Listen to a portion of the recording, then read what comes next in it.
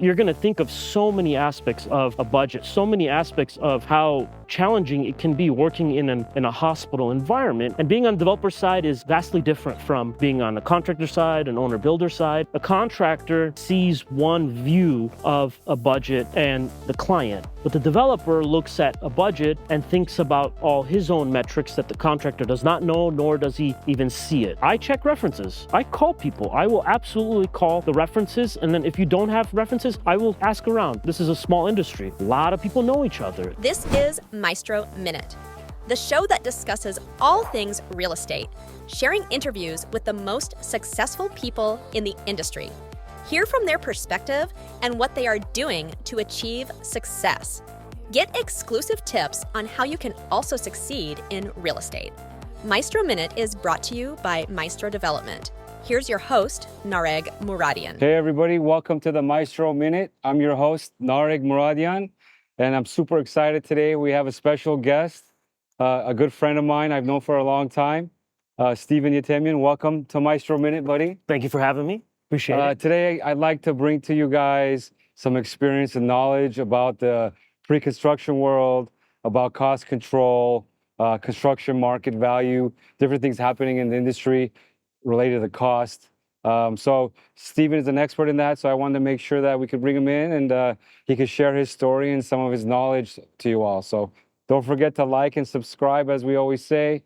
Put your comments as we have a conversation and we'll get them addressed.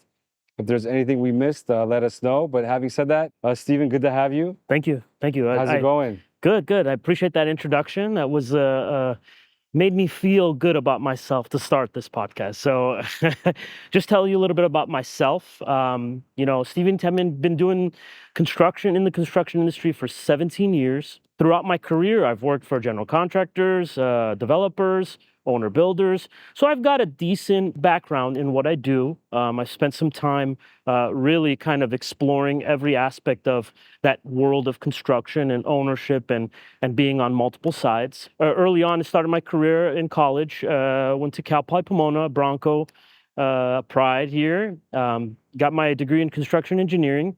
Did you go in as a construction engineering major? No, that's a good point. I started as a mechanical engineer. I would say about 3/4 of the way of my first year, I realized I'm more of a construction guy than a sit-down design mechanical guy, which, no offense, I thought it was a great degree to get, but construction fit me more. I grew up in the school of construction. My father was a civil engineer, and our time spent together wasn't necessarily doing fun stuff. It was more bonding on, let's go pour concrete in the front yard, or let's go fix this. And so I kind of put two and two together and said construction was the best fit for me. So started my path doing that. This was graduated about 2007, 2008, kind of around the Great Recession was starting off. How did you get into the estimating and cost control side? Good question. So estimating was one of those career paths I didn't start in. I started out in the field. The first assignment I was given was as a project engineer on a 6-story office building in Ontario, California. It was a steel building. Was out there kind of one of those eager to learn but doesn't know too much, because the college world and the real world don't really mesh perfectly. So, but I was eager to learn. Did that for about a year and a half, and then I was recruited to do estimating within the same organization. Did that for some time. A part of me, the main reason I did the estimating was the course that I actually took at Cal Poly was estimating, taught by a project manager, two project managers from the company that eventually hired me. I was one of 3 students that did well in the course. So they interviewed me. I spent some time really getting to know the company, and they offered me a job. So their intent was for me to kind of see all aspects of construction, be out in the field, be an estimator, work even more out in the field, or spend some time with the project management. So up until I actually did about the project engineering work and then estimating, it kind of stopped because recession hit, and I was also doing well in estimating. My time spent doing the estimating was really all sorts of types of estimating.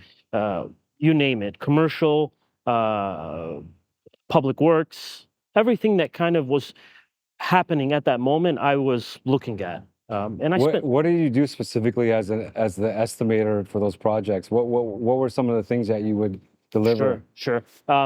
It really involved many phases. So conceptual, design development, and then schematics, all the way up until CDs, providing budgets, whether it was a conceptual estimate, whether it was a hard bid estimate. I spent time actually looking at every aspect of the budget and providing a budget that was necessary for whomever it was, a developer, an owner, anybody that needed that service, we provided. We also bid projects. That meant reaching out to subcontractors, getting a hard bid number.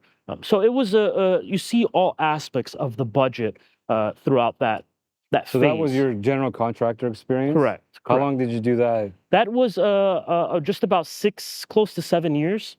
And then what did you do after that? Right after that, I was recruited by a large hospital organization by the name of Kaiser. Spent some time, ended up joining them, doing estimating as well, out in LA area. Provided estimating services, did a lot of the same stuff that I did for the general contractor, but now it was a little bit different. You're not chasing the work, you're actually now budgeting what's there. You're accommodating for what they've set aside for their budgets. So it you was went from the general contractor side to the owner side. correct. And your budgets were now like a holistic budget with soft costs and construction costs? To some degree, we didn't get too deep into the soft cost side. It was still predominantly hard because Kaiser operated as a owner builder per se. So I was still reaching out to subs. I was still bidding projects, but it was more of, this is our project. This is, you're setting the budget at the early phase, and then you're seeing it all the way through, which was a great experience. I think working in a hospital, and as you know, it's not as clear, right? You're going to think of so many aspects of a budget, so many aspects of how challenging it can be working in a hospital environment, and how many things you need to think of when you're actually budgeting, even at the concept phase when you have a napkin in front of you. And how long were you at Kaiser? So I spent a little over 2 years at Kaiser, and it was a good time spent learning. But for me, I was really hungry for more. I was the type of estimator and just individual that wanted to explore more and learn more. So I was recruited by a local developer out of Pasadena, who did work all over the United States, did work there, recruited to actually build out their cost management team. So I took an offer, took the opportunity to take advantage of that, put together kind of a strategy for a company that didn't have something that I've already started building through my past experiences. Did that for some time, and that was a great experience to now be on the developer side. And being on the developer side is vastly different from being on the contractor side and owner builder side. You're now at the forefront of everything that starts from a project. And there is no calling subcontractors. This is dealing with the direct contractor when it's time to actually build something, and managing that project and managing the cost management of the project. So a big part of my job was setting budgets, conceptual budgets for projects. And working for a developer, it's tricky. It's not as clear cut. You're in charge of the biggest piece of the puzzle. And what I mean by that is, financially, the biggest cost is the hard cost in a development budget. So I spent a lot of time putting together budgets, doing a lot of conceptual estimating on some, big projects, whether it was multifamily, commercial, life science, high rise. I worked on some great projects up in the Bay Area, and that was a great experience for myself to really build on. So I did that about for 6 years.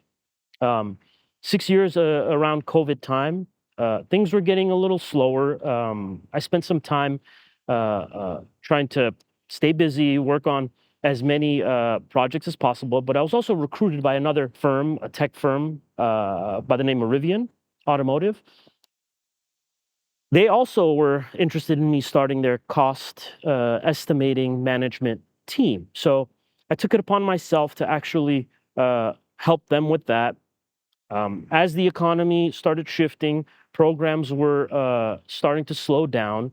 I took that opportunity to tell myself maybe it's time to take all that information and use it on the construction management side. And I think that's the next phase of my career and working with you and working on some really great projects in the future. That's a great summary. I think you do bring a lot of value on kind of the nuts and bolts and construction detailing as well as estimating.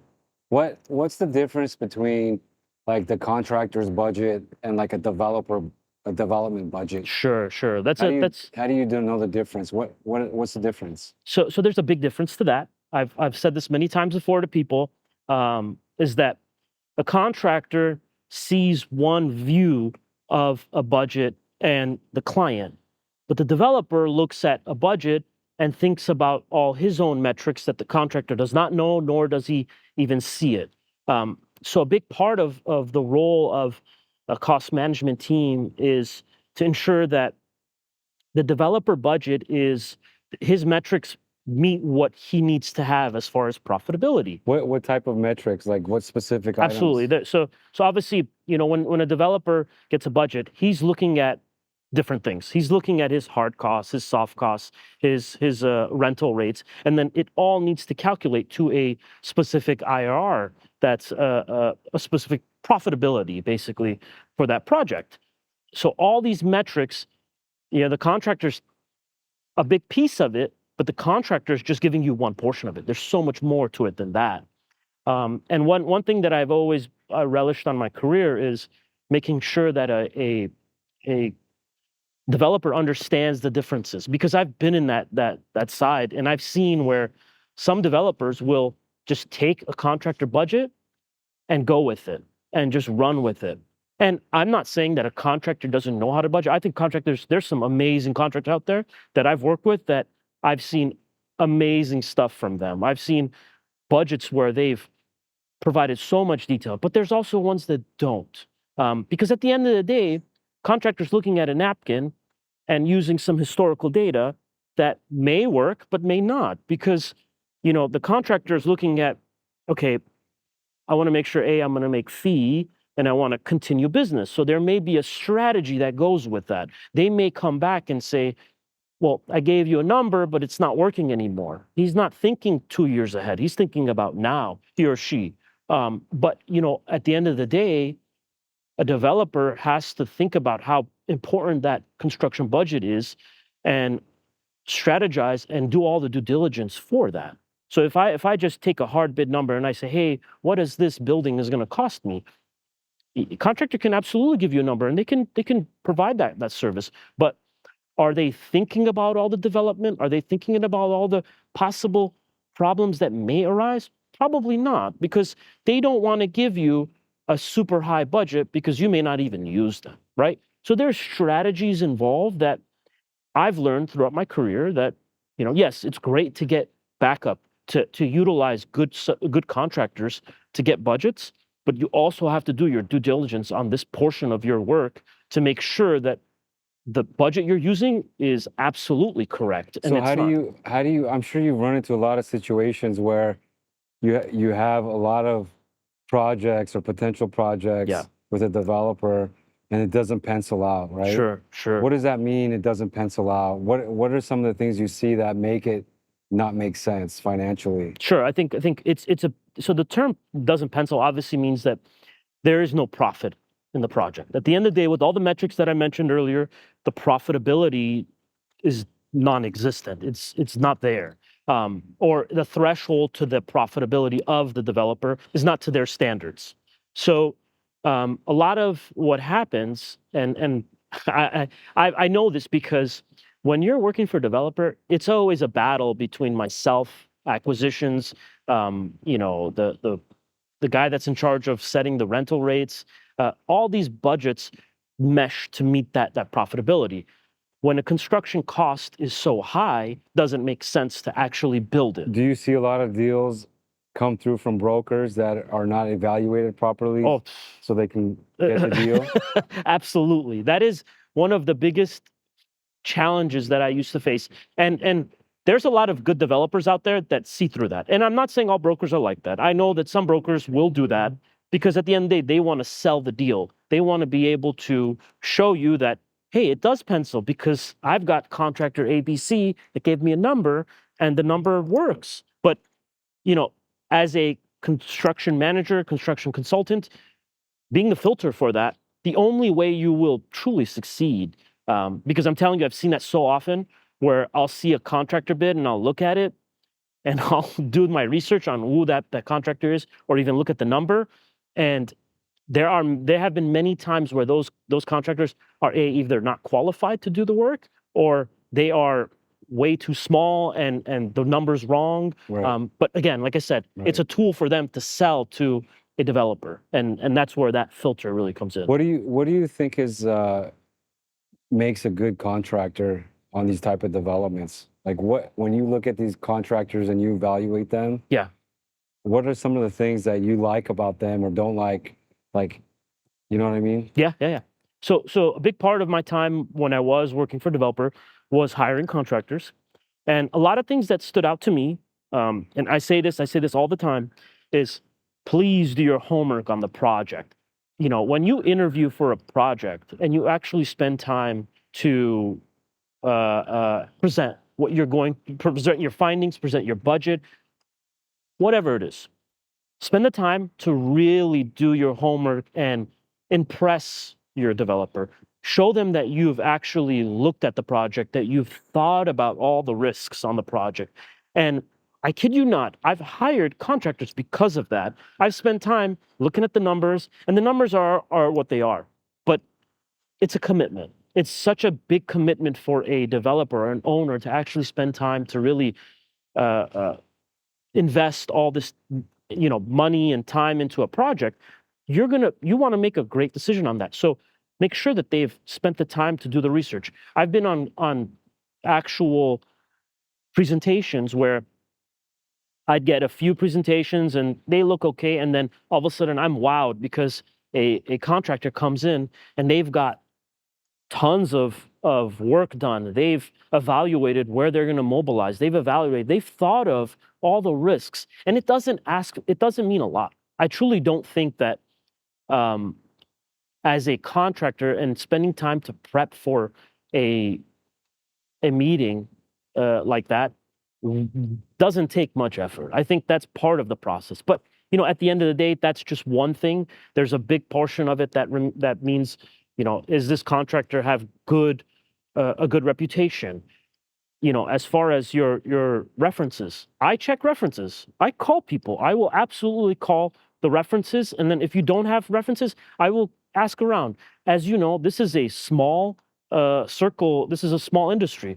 A lot of people know each other, and as your reputation grows, as you do construction and you're a contractor, you build, people talk, right? Whether it's an architect, whether it's an engineer or another developer, they all talk. I have actually spoken to some references where they've told me that you should avoid this contractor. So, and we've avoided that. I've been in that situation where I've taken that information to heart and said, yes, we're 100% Yeah, avoiding it. and it depends on what industry too, right? Yeah. Government or public works. Yeah, or absolutely. healthcare. What are some of the things you do to like maintain your budget to make sure that you're always on budget, right? Sure. 'Cause I know there's a lot of projects that go over budget for various reasons, changes in scope, delays in schedule. It could be a million reasons, but like, what do you do to make sure projects are on budget? Call a spade of what it is. Change orders are reality. People tend to shy away from them, and if anyone tells you I don't have any change orders on a project, I don't believe them. I truly think it's part of the process, but to manage a budget, to make sure that your budget doesn't go over, has to start from the beginning. Has to be where whomever set the budget that actually did the proper due diligence of what I talked about earlier is making sure that you've accommodated for the risks. You've thought about everything. You've made sure that the budgets, all the risks that go with it. Hypothetically, if let's say your soil is bad, hey, was there a soils report when you actually bought the actual site?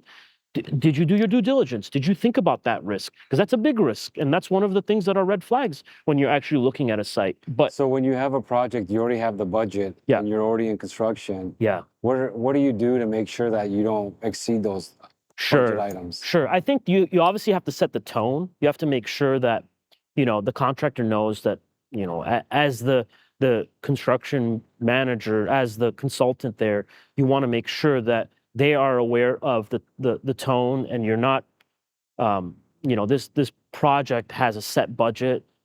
Change orders, obviously, if it's fair, it's fair. But every little change can't necessarily be a change order because of the time it takes to actually process it. But other than that, I think managing a project is a big undertaking, and budget is a big part of that as well. So I think setting the tone, making sure you're looking at your draws, you're making sure that the project's on schedule financially. You're making sure that the cash flows in line. All these are processes that I've practiced in my time to make sure that contractors are aware. But also projecting ahead, looking at the drawings, thinking about everything, going to the site, spending time to actually show your presence and be aware of what's happening. Think about it. Obviously, you're not going to be able to see through the dirt if, let's say, they find bones under there, right? But at the end of the day, if you're spending time looking at your drawings and you check a detail and you're working with your architect and your engineers, then maybe there's chances before things are ordered that you can actually catch these issues. Oh, that's a good point. I mean, today we're in downtown LA. You can see all these big buildings. Yep.